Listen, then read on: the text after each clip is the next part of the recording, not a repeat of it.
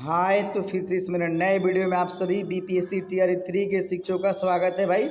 जैसे कि आप थंबनेल देखें, एनपीएस प्राण हेतु जो गाइडलाइन है, जो मार्गदर्शिका है, पूरे डिटेल्स के साथ हम लोग बात करेंगे। जो भी आपके मन में डाउट्स चल रहा है कि प्राण हेतु क्या क्या गाइडलाइंस होता है, कौन कौन से डॉक्यूमेंट्स लगते हैं, क्या प्रोसेस होता है, पहले से जिनके पास प्राण नंबर है उनका क्या प्रोसेस होता है, सारी चीज़ों पर हम लोग ए टू जेड ऑफिशियली बात करेंगे।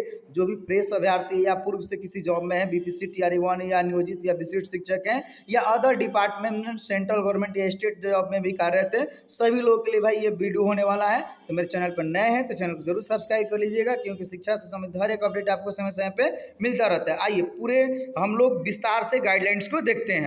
देखिए, स्पष्ट यहाँ पर बोला जा रहा है कि गाइडलाइंस फॉर प्राण generation of TRE 2.0 school teachers, प्राण प्राप्त करने हेतु टीआरई 2.0 के विद्यालय अध्यापकों के लिए मार्गदर्शिका।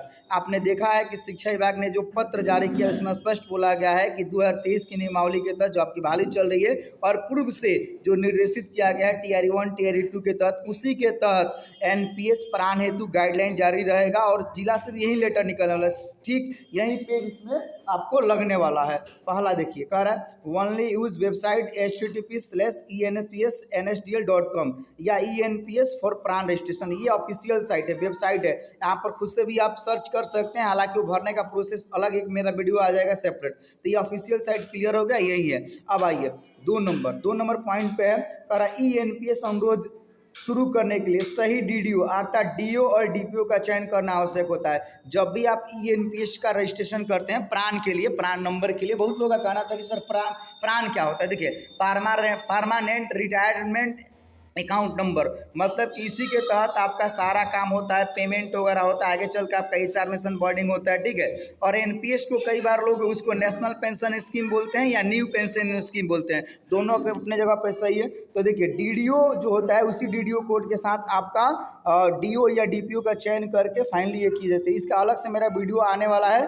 कि प्रत्येक जिले का क्या डीडीओ कोड है। डीडीओ कोड अगर आपको नहीं पता है, गलती कीजिएगा तो फाइनली आपका प्राण जनरेट नहीं होगा और ईएनपीएस का आप रजिस्ट्रेशन नहीं कर पाएंगे। चलिए 3 नंबर पॉइंट है, 3 नंबर सबसे इंपॉर्टेंट पॉइंट है, पर कृपया जन्म तिथि, नियुक्ति की तिथि और सेवानिवृत्ति तिथि को सही भरना होगा। देखिए, सबसे मतलब खास बात यही होता है, वरना आप जो फॉर्म भरिएगा ईएनपीएस का वो रद्द हो जाएगा। पहला चीज जन्म तिथि सही भरना होगा, जन्म तिथि सही से भरना होगा। दूसरा, नियुक्ति की तिथि, जिस दिन आप स्कूल में ज्वाइनिंग करते हैं और किस दिन आप रिटायरमेंट होंगे, तीनों सही भरना होगा, तीनों सही भरना होगा, ठीक है।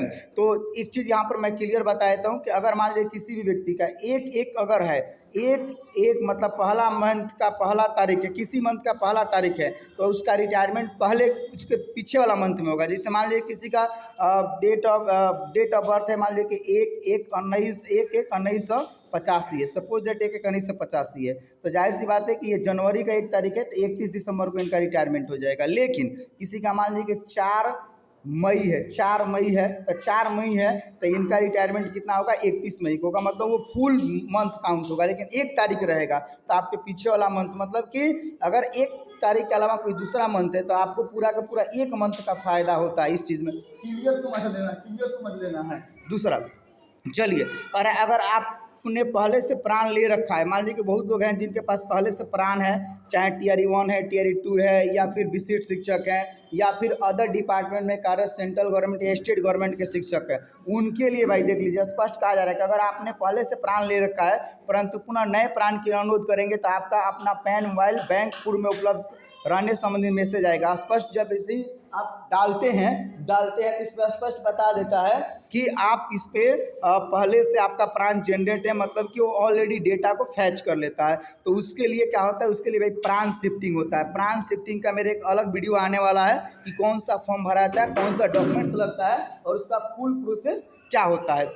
चलिए आगे पॉइंट नंबर 5, पॉइंट नंबर 5 स्पष्ट कहा जा रहा है। देखिए, पॉइंट नंबर 5 स्पष्ट कहा जा रहा है, अगर एक अनुरोध किया गया है और पूर्ण नहीं हुआ तो दोबारा नया अनुरोध तब तक नहीं कर सकते हैं। देखिए, जब आप ईएनपीएस के लिए प्राण के लिए रजिस्ट्रेशन करते हैं तो आप एक ही फॉर्म भर सकते हैं, और जब तक वो कैंसिल नहीं होगा या एक्सेप्ट नहीं होगा आप दूसरा ट्राई नहीं कर सकते, नहीं भर सकते हैं, क्योंकि डाटा को ये फेच कर लेता है, जो भी आपका डेटा होता है इसको फेच कर लेता है, ठीक है। तो एक इसका गाइडलाइंस है। दूसरा, कह रहा कृपया प्राण हेतु आवेदन करते समय बीपीएससी द्वारा दिए गए रोल नंबर को मेंबरशिप नंबर के स्थान पर निर्देशित करना। ये क्लियर समझ लेना है कि जब आप ईएनपीएस का रजिस्ट्रेशन कीजिएगा तो वहाँ पर मेंबरशिप नंबर मांगेगा, ठीक है, स्टेट गवर्नमेंट सेलेक्टर, तो वहाँ पर आपको बीपीएससी का रोल नंबर डाल देना है। ये पूरी गाइडलाइंस है टीयर 1 टीयर 2 का या विशिष्ट शिक्षकों का, यही आपका टीयर 3 में लागू होने वाला है। चलिए आगे पॉइंट नंबर 7 पे आ जाते हैं। पॉइंट नंबर 7 कह रहा कि यदि आप बीपीएससी टीयर 1.0 में विद्यालय अध्यापक के तौर पर योगदान कर चुके हैं या टीयर 2 के पद पर योगदान कर चुके हैं तथा प्राण प्राप्त कर चुके हैं और अब बीपीएससी टीयर 2.0 में भी आपका चयन हो गया, मतलब कि जो लोग 3 में चयनित हो गए तो नया प्राण के लिए आवेदन करने की आवश्यकता नहीं। आगे एकदम क्लियर बात हो गया कि जो पहले से शिक्षक है टीयर 1 टीयर 2 का या फिर अदर डिपार्टमेंट में है तो आपको अलग से प्राण के लिए आवेदन नहीं करना, मतलब आपको आवेदन करना ही नहीं है। ये फ्रेश के लिए है, केवल फ्रेश कैंडिडेट जो है उनको आवेदन करना है। तो मैंने पहले वीडियो बना दिया है कौन कौन सा डॉक्यूमेंट्स लगता है, ठीक है, मैं फिर से एक बार बता दूंगा कौन कौन सा डॉक्यूमेंट्स लगता है, तो वीडियो आप देख लीजिएगा। और फाइनली एक मेरा वीडियो आने वाला है कि प्रोसेस क्या होता है, कि कहाँ से क्या करते हैं। बहुत लोग कहना था कि सर साइबर कैफे से कराएंगे या खुद से कर सकते हैं। देखिए खुद के पास लैपटॉप है, जानकारी है, इस रूप में डॉक्यूमेंट्स को आप अपलोड कर पाते हैं सही तो आप खुद से भरेंगे तो सबसे अच्छा है, वरना आप किसी जानकार साइबर कैफे के पास जाके रह के भरवाएंगे, क्योंकि अगर ये गलती होता है तो फिर आपको बहुत ही परेशानी को देखने को मिलता है और फाइनली आपका पेमेंट बहुत लेट से शुरू होता है, बिना प्राण का पेमेंट नहीं होता है। तो जो पहले से कार्य शिक्षक है उनका मैं क्लियर कर दूं कि आपको प्राण शिफ्टिंग करना है, न कि नए प्राण के लिए रजिस्ट्रेशन करना है। आगे आ जाते हैं।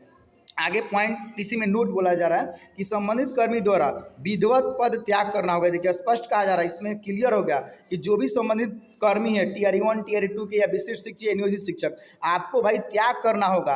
एचआरएमएस पर उनका संबंधित सक्षम प्राधिकार द्वारा विधिवत एग्जिट कराया जाएगा, मतलब कि आपका जो एचआरएमएस होगा वहां से आप एग्जिट होंगे। तत्पश्चात नए कार्यालय में एचआरएमएस के कन्वर्जेशन मॉड्यूल का उपयोग करके इनके योगदान उपरांत विधिवत ऑनबोर्डिंग किया जाएगा। देखिए जो आपका प्राण नंबर है वही रहेगा, लेकिन उसका नए डीडीओ कोड पर, जो नया डीडीओ कोड होगा उस पर ऑनबोर्डिंग किया जाएगा। तो उसके लिए एक प्राण शिफ्टिंग फॉर्म होता है, वो भरा जाता है फ्रॉम सी या फिर ऑनलाइन किया जाता है। तो मेरा स्पेशली एक वीडियो आ जाने वाला है, आप लोग परेशान नहीं होइएगा, ठीक है। कमेंट करके आप लोग बताइए कि आप किस में टीयर 1 में टीयर 2 में सिलेक्टेड है या अदर डिपार्टमेंट में आप कार्यरत हैं। कह रहा डाटा स्थानांतरण हेतु कोई भी अन्य मॉड्यूल तथा एलपीसी आदि का उपयोग नहीं किया जाना, ये क्लियर कर दिएगा। आइए आगे हम लोग देख लेते हैं। अरे अटल पेंशन योजना, बहुत लोग हैं जो अटल पेंशन योजना ले रखे हैं, प्राण एपीवाई इसी को बोलते हैं, एनपीएस, दोनों अलग अलग है भाई, ठीक है। एनपीएस के लिए प्राण लेना है, एनपीएस जो आप लेते हैं उसके लिए प्राण लेना है, जबकि आपका एपीवाई जो होता है अटल पेंशन योजना होता है, प्राण का स्थानांतरण यहाँ नहीं होगा। कृपया ध्यान रखें कि एपीवाई प्राण की शुरुआत हमेशा संख्या 5 से होती है, मतलब जो लोग एपीवाई लिए हैं उनको किसी तरह का दिक्कत होने वाला नहीं है। मतलब कि गवर्नमेंट का एक अलग स्कीम होता है, तो यहाँ पे आपको नया प्राण जनरेट होगा, आपको परेशान नहीं होना। ये नहीं सोचना है कि पहले से वो प्राण है, तो वो प्राण आपका गवर्नमेंट का पहले से है, ठीक है। एपीवाई के लिए क्लियर मैं क्लियर कर देता हूँ। चलिए दूसरा पॉइंट है, अरे यदि अभिदाता के पास पूर्व में प्राण किसी भी संस्था में हो, मतलब मान लीजिए कि वो किसी दूसरे डिपार्टमेंट में जॉब में थे या फिर उन्होंने प्राइवेट रूप से लिया है, तो उसका स्थानांतरण होगा। देखिए उसका शिफ्टिंग होगा।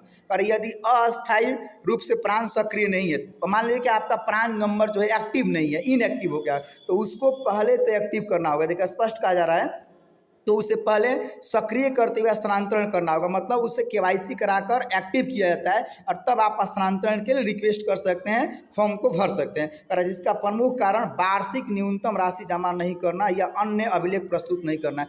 जो भी वजह हो, आपका अगर इनएक्टिव है तो केवाईसी कराकर उसको एक्टिव करना पड़ेगा और तब जाकर आप प्राण शिफ्टिंग के लिए आवेदन कर सकते हैं। चलिए थोड़ा सा आगे जाते हैं पॉइंट नंबर 10 पे। और यदि अभिदाता मतलब जो भी आपका सिलेक्टेड टीचर है बीपीएससी द्वारा अनुशंसा के उपरांत विद्यालय अध्यापक के रूप में योगदान किया है और अभिदाता केंद्रीय राज्य संस्थान या पूर्व से कार्यरत हो, तो प्राण के स्थानांतरण के लिए मूल विभाग का ऑथराइजेशन आवश्यक है। मतलब कि देखिए जो आपका मूल अथॉरिटी है, मान लीजिए डीओ है, डीपीओ है या रेलवे में आप कर्मी कार्यरत है, तो वहाँ से उनका भी जो डीडीओ कोड होता है वहाँ से शिफ्टिंग होता है, तो नए डीडीओ कोड पे आपका ट्रांसफर हो जाता है। प्राण नंबर सेम रहता है, प्राण नंबर चेंज नहीं होता है, बस नए डीडीओ कोड पे शिफ्टिंग हो जाता है।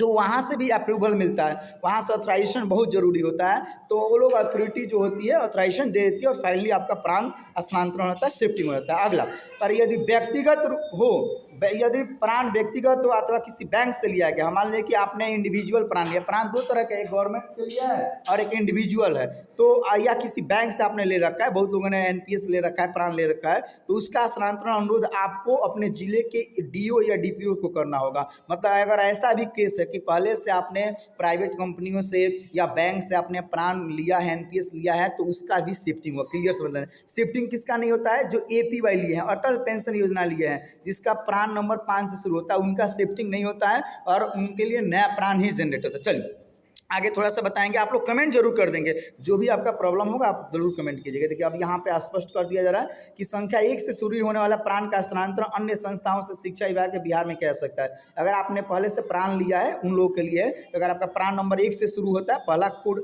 1 है, तो आपका स्थानांतरण होगा, शिफ्टिंग होगा। अगर संख्या 4 से शुरू होने वाला प्राण का स्थानांतरण करने के लिए ICSS फॉर्म भरकर DO-DPO को दिया जाता है, ट्रेजरी के माध्यम से दिया जाता है। तो ये अगर आपका प्राण संख्या 4 से हो रहा है शुरू, तो आप लोग जरूर कमेंट कीजिएगा।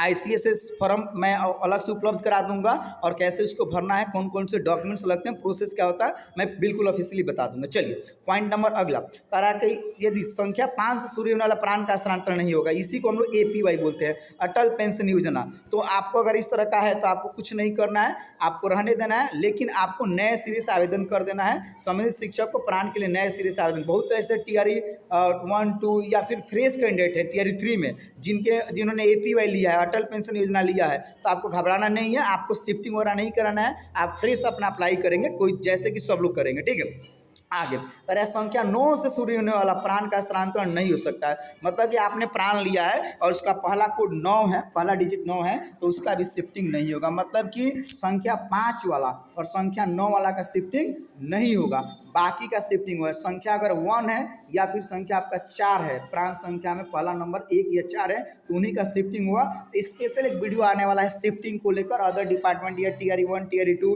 विशिष्ट शिक्षक या नियोजित शिक्षक सबके लिए एक स्पेशल वीडियो आ जाने वाला है। आप लोग कमेंट करके जरूर बता देंगे कि आप पहले से किस डिपार्टमेंट में कार्यरत हैं, या TRE 1 TRE 2 में या विशिष्ट शिक्षक के रूप में सिलेक्टेड है, तो आपको मैं सेपरेट एक वीडियो बना देने वाला।